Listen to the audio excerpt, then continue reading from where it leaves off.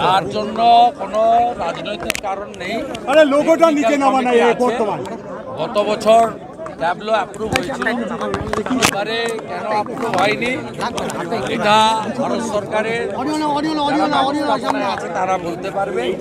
তবে এইসব কন্যাশ্রী ভাঙিয়ে কোনো লাভ নেই। পশ্চিমবঙ্গে কন্যাশ্রী মানে মেয়েরা সবচেয়ে বেশি অরক্ষিত। প্রতিদিনই মেয়েদের উপর অত্যাচার এবং নারী নির্যাতন হচ্ছে। পশ্চিমবঙ্গ এখন 1 নম্বরে চলে গেছে নারী যাচ্ছে অযোধ্যায় রাম মন্দির উদ্বোধনে। কি আমার কি তাতে? দাদা, ত্রিপুরার প্রাক্তন মন্ত্রী এসে বলেছেন যে উভয়কে, কংগ্রেস এবং তৃণমূলকে নিশানা করে ইন্ডিয়া জোটের মুখ মমতা ব্যানার্জি তিনি মানেন না এবং কংগ্রেস বড় দল হয়ে দায়িত্ব পালন করছে না। কি বলবেন? কে মন্ত্রী? প্রাক্তন মন্ত্রী মানিক সরকার বলেছেন কালকে। হ্যাঁ, মানিক সরকার বলেছেন তিনি মানছেন না এর মুখ, ইন্ডিয়া জোটের মুখ মমতাকে, এবং কংগ্রেস তার দায়িত্ব পালন করে। ইন্ডিয়া জোট বলে কিছু নেই, ইন্ডি জোট। আর ইন্ডি জোটের আপনার মুক্ত কে হবে সেটা তাদের ব্যাপার। আমাদের বক্তব্য কি আছে? আমাদের একজনই আছে, নরেন্দ্র মোদী। এটা ইন্ডির পিন্ডি চটকে গেছে অনেক আগে বিধানসভার ভোটে। ইন্ডির এখন কোনো অস্তিত্ব নেই। আর আমরা এত বুদ্ধু ভারতীয় নই যে 28 জনকে প্রধানমন্ত্রী করব। আমাদের তো একটাই নরেন্দ্র মোদীজি আছে। মানিক সরকার নিজে বলছেন অপোনেন্ট না, সে ও কেন বলছে? ওদের গোতাগুতি হচ্ছে, নিজে ওদের সঙ্গে কথা। দিদি সুজিত বসুকে বলেছেন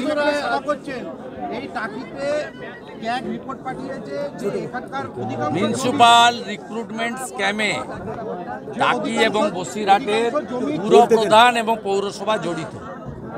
অতএব এদের ব্যাগ গুছিয়ে রাখতে বলুন, এদের যা হওয়ার তাই। তথাগত রায় আজকে টুইট করে তিনি বলছেন যে এত ইস্যু রাজ্য সরকারের বিরুদ্ধে বিজেপি রাস্তায় নামবে কবে, বঙ্গ বিজেপির প্রকৃত আন্দোলন, প্রকৃত সভা কবে বলছেন আমাদের বর্ষিয়ান নেতা, তিনি পরামর্শ দিয়েছেন।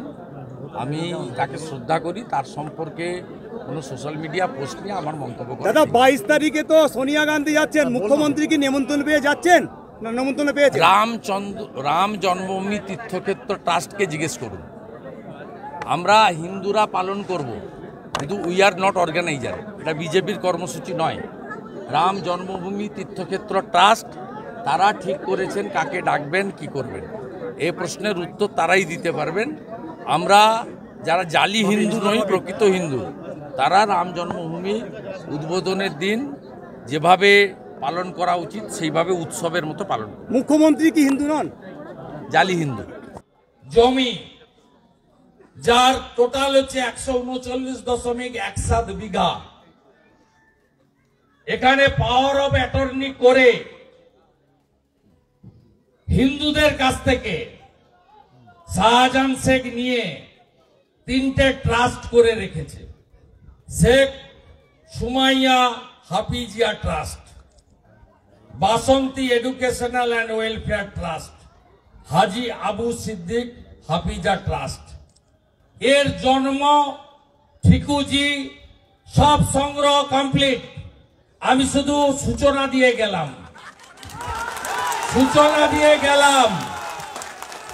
এর যদি পাততাড়ি আমি গুটাতে না পারি, আমার নাম শুভেন্দু অধিকারী। আমি আপনাকে বলে গেলাম, যারা পারবেন লোকসভা ভোট ঘোষণার আগে প্রকাশ্যে সংগঠন করুন। যারা জীবনের ঝুঁকি আছে তারা ইন্টারনাল সাজিয়ে রাখুন।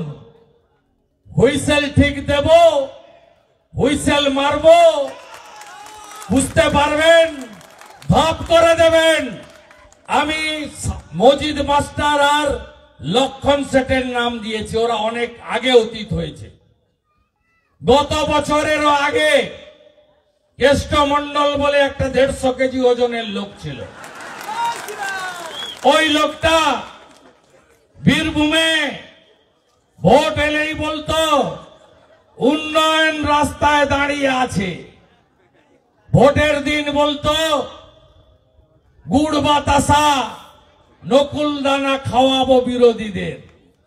এই দাম্ভিক, এই অত্যাচারী, এই অহংকারী মমতা চোর, মমতার সম্পদ এখন তিহারে কন্যা সহ গোড়াগড়ি যাচ্ছে।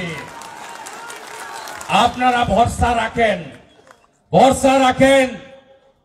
এই সব লোককে কি করে সোজা করতে হয় নরেন্দ্র মোদীর সৈনিকরা জানে।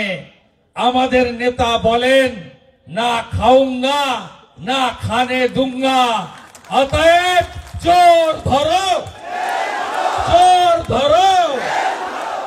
আমার কাছে 5-6টা দপ্তর ছিল, আমিও বড় মন্ত্রী ছিলাম।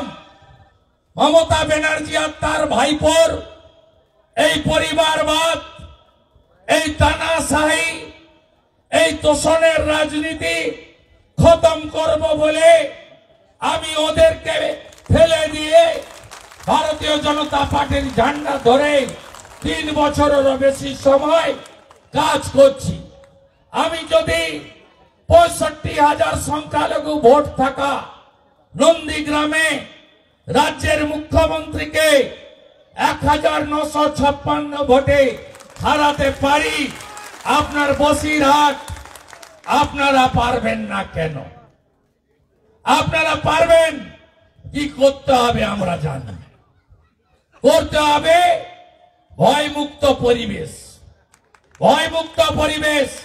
শুধু এইটা দরকার তো? আমি কথা দিচ্ছি করে দেব। আমাকে আপনারা একটা ফাইল বানিয়ে দিতে হবে। 18 সালে পঞ্চায়েতে কত বুথে বিনা প্রতিদ্বন্দ্বিতায় জিতেছিল তোলামূল। 19-এর লোকসভা ভোটে কত বুথে আমরা 100-র কম ভোট পেয়েছি, আর ওরা 90 ভাগের বেশি ভোট নিয়েছে। 21 সালে কোন কোন বুথে একই চিত্র করেছে, আমরা 1, 2, 3, বাকি ভোট সব ওদের। 21-এর ভোটের পরে কোন কোন গ্রাম অত্যাচারিত হয়েছে তার তালিকা। 23-এর ভোটে কোন কোন বুথে প্রার্থী ছিল না, কোন কোন বুথে 100-তে 100 ভোট নিয়েছে, কোন কোন গণনা কেন্দ্রে আপনাকে বিডিও অফিস থেকে কাউন্টিং এর এজেন্টের কার্ড দেওয়ার পরেও আপনি ঢুকতে পারেননি। একটা সুন্দর তালিকা খেটে খুঁটে সঞ্জয় সিং এর গাইডেন্সে শঙ্কর দাস, অর্চনাদি, কৃষ্ণেন্দু মুখার্জিরা আমার হাতে দেবেন। এটার জন্য লোকসভা নির্বাচনে যা যা করার সব করব। আর শাহজাহান শেখের মতো গোটা কতক আছে, ওরা আমার উপরে ছেড়ে দেন।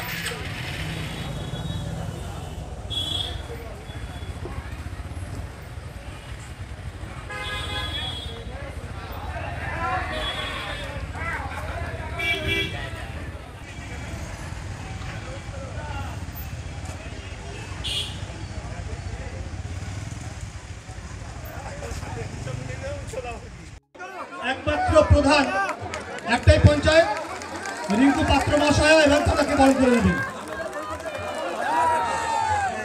এই দুজনটা অন্যরা